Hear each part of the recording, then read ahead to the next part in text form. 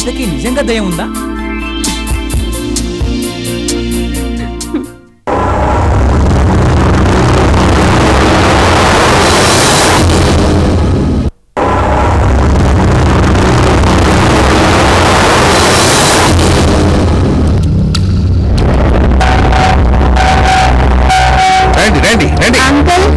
చూడండి అమ్మాయిలు, వీరే మన ఊళ్ళో ఉన్న ప్రఖ్యాత భూత వైద్యులు. ఎటువంటి దెయ్యానైనా సరే ఇట్టే బయటికి పంపించేయగలరు. అటువంటి మహానుభావులు. అయ్యా, ఈ పిల్లలు 2 సంవత్సరాల నుంచి మా ఇంట్లో ఉంటున్నారు. ఇంతవరకు ఎటువంటి ప్రమాదం జరగలేదు. ఇప్పుడు అదేదో దెయ్యం, మాయదారి దెయ్యం ఆ పైన గదిలో ప్రవేశించి అందరినీ అదరగొట్టేస్తుంది. అంచేత మీరు ఎంత ఖర్చైనా పర్వాలేదు, ఇక్కడే ఉండి ఆ దెయ్యాలు అవతల పంపించేసి ఈ పిల్లల్ని జాగ్రత్తగా కాపాడాలి. నేను చూసుకుంటాను లేరా డింబక్క? అలాగే అలాగే స్వామి, నేను మాకు ఈ దెయ్యాల గొప్పలో ఉంటాను.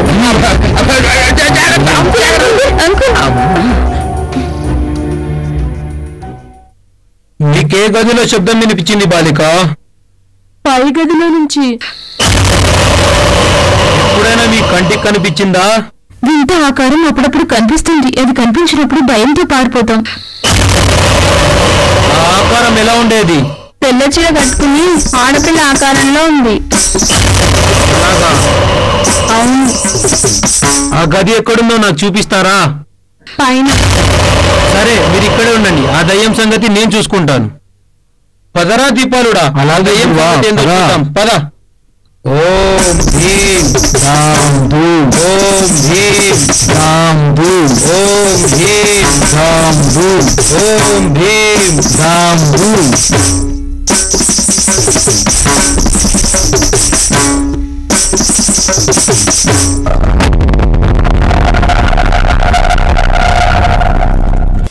చాలా ఇంట్రెస్టింగ్ గా ఉంది. ఇంకా చెప్పు. ఆ తర్వాత ఇంకో మన్మథుడు తగిలాడు.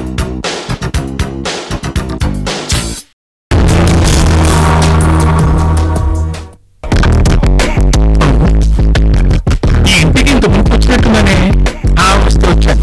మనకు కావాల్సిన పెళ్లి కావాల్సిన అమ్మాయి. Hi, my name is Shobhanath Eswararao. నన్ను అందరూ ముద్దుగా శోభన్ అని పిలుస్తారు. పేపర్లో ప్రకటన చూశాను, పెళ్లి కొడుకు కావాలి అని. ఆ పని మీద వచ్చాను. నేను ప్రకటన ఇచ్చింది పెళ్లి కొడుకు కోసం కానీ పెళ్లి కొడుకు తండ్రి కోసం కాదు. నేను పెళ్లి కొడుకు తండ్రిని కాను, పెళ్లి కొడుకుని. అబ్బా, ఎవరు ఈ మన్మథుడు? పెళ్లి చుట్ల కోసం వచ్చాడే. అబ్బో, చాలా హ్యాండ్సమ్ ఉన్నారు. అభిషేక్ బచ్చన్ ఉన్నాడు. మరే మంచి కలర్. మీరు కాఫీ తీసుకుంటారా, టీయా? Horlicks and cool drinks or juice? Fruits బయట నుంచి వచ్చారు కదా, కూల్ లస్సీ తీసుకుంటారు. నాకు అలాంటివి వద్దు.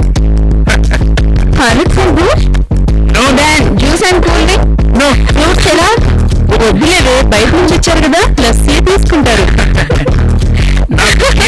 చెప్పానా? నేను అనవసరంగా ఖర్చు పెట్టాను. I want only 1 glass water. పెద్ద పిసినారిలా ఉన్నాడు. అంటే ఏం లేదు సార్, మీరు చాలా పొదుపు గల మనిషి అంటున్నాను. But you so sweet. Thank you sir. నా కోసం ఏమైనా? No please please. సరే, ఇప్పుడు దానిమ్మ రసం ఏంటి? ఏం లేదు సార్, అలాగేది ఎవరు స్లిమ్ గా ఉన్నారని. నేను చిన్నప్పటి నుంచి అంతే. అచ్చా, మేము మిమ్మల్ని కొన్ని ప్రశ్నలు అడుగుతాము, మీరు టకటక జవాబులు ఇవ్వాలి.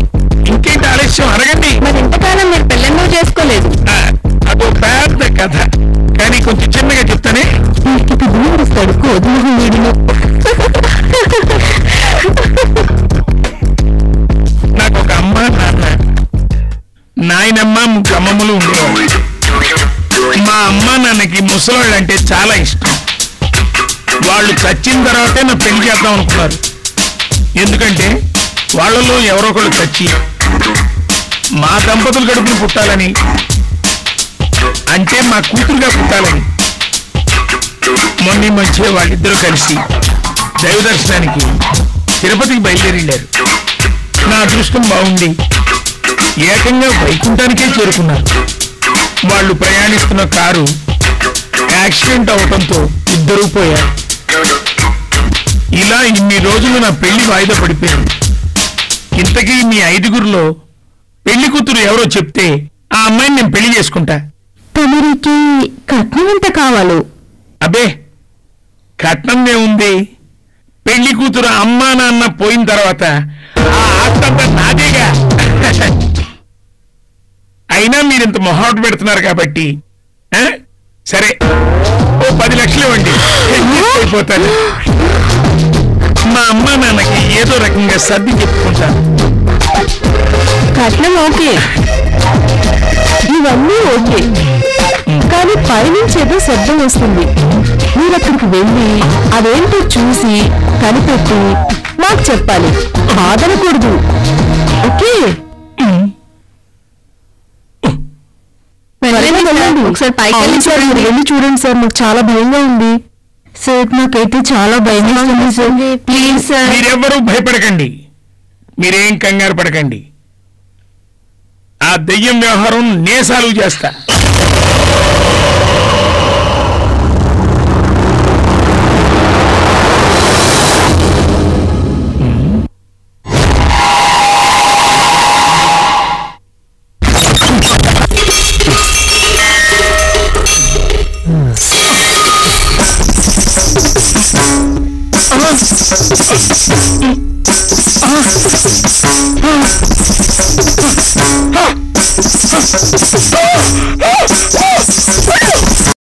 పేపర్లో ప్రకటన వేశారు కదా, చాలా మందే వచ్చి ఉంటారు. చాలా మందే వచ్చారు, కానీ ఒక జగదేక వీరుడు కూడా వచ్చాడు.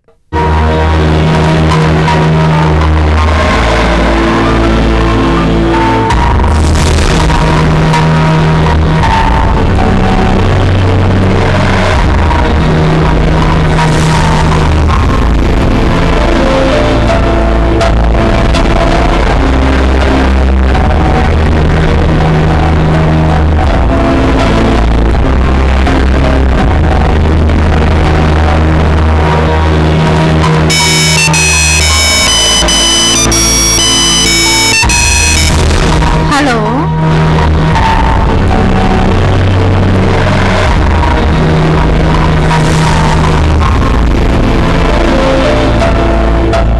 ఎవరు? ఏంటి వీడి గొంతు? రైల్వే స్టేషన్లో గంటలా ఉంది.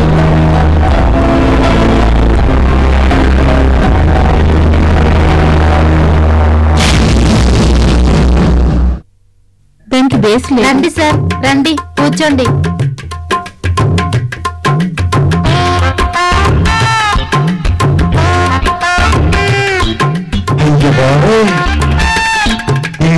విశాలంగా ఉంది. మీరు ఒక్కరొక్కరికంటే లేదండి, మేము 5గురం ఉంటామండి. అచ్చం బకరాలాగే ఉన్నాడే. బకరానా? బకరా అంటే ఏంటండి? మా హైదరాబాద్ లో పెళ్లి కొడుకుని ముద్దుగా బకరా అని పిలుస్తారు. అలాగైతే మా ఊళ్ళో చాలా మంది ఉన్నారండి బకరాగాళ్ళు. ఇంతకీ మంది ఎవరండి? మాటలో పడి మా ఊరు పేరు మర్చిపోయారండి. మాది నక్కలగూడెం పక్కన చిన్న ఊరండి. మా ఊరి పేరండి మీరు నాగిరిపాలెం అండి. ఏంటండి మీరు మౌనంగా ఉన్నారు? మీరేంటి మాట్లాడరా? ఇప్పటికైనా మాట్లాడే అవకాశం ఇచ్చారు, థ్యాంక్స్.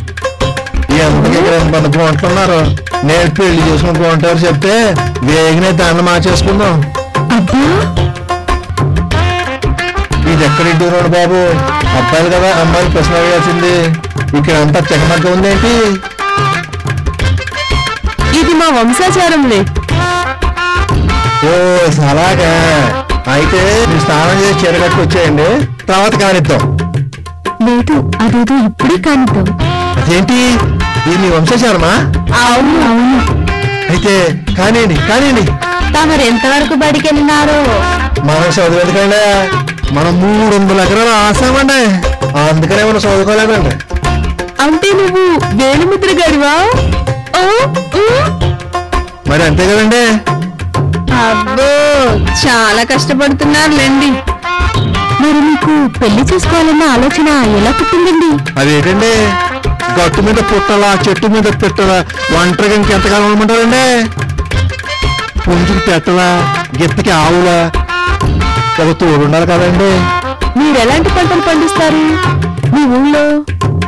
అయ్యో బాబాయ్, పంటలంటే ఏముందండి? అయ్యో, పంటలంటే గుర్తుకొచ్చిందండి.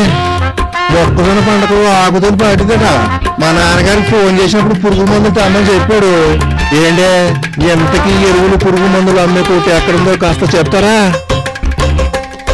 చెప్తాను గానండి, ఏ పంటకి ఏ ఎరువు వేస్తారో, ఏ పురుగుకి ఏ మందు వాడతారో మీకు బాగా తెలుసా అండి? అయ్యో బాబాయ్, అన్నట్టు మర్చిపోయానండి. పత్తి పండుగ వేయాలండి. ఒక్క నిమిషం ఉండండి. హలో సత్పండు, నేనే చదవాను. నేను వస్తువు వచ్చి చెప్పడం మర్చాను. రేపు పొద్దుగల పోయి నువ్వు పత్తి పండుగ వేయించు, మర్చిపోకే. నేను రేపు సాయంత్రం కల్లా ఊరికి వచ్చేస్తాను. సర్లే, ఉంటాను. మీరు చాలా అందంగా ఉన్నారు. మిమ్మల్ని చూస్తుంటే ధైర్యం ఎక్కువ ఉన్నట్టే అనిపిస్తుంది. అంతా బానే ఉంది. పైనుంచి ఏదో సౌండ్ వస్తుంది. దానివల్ల నాకు చాలా భయంగా ఉంది. ఆ ప్రాబ్లం ని సాల్వ్ చేసి మమ్మల్ని పెళ్లి చేసుకో. వెళ్ళి రాపు. ఓ సింతేనా, లోపలికెళ్ళి ఆ దెయ్యం సంగతి చూపిస్తాను.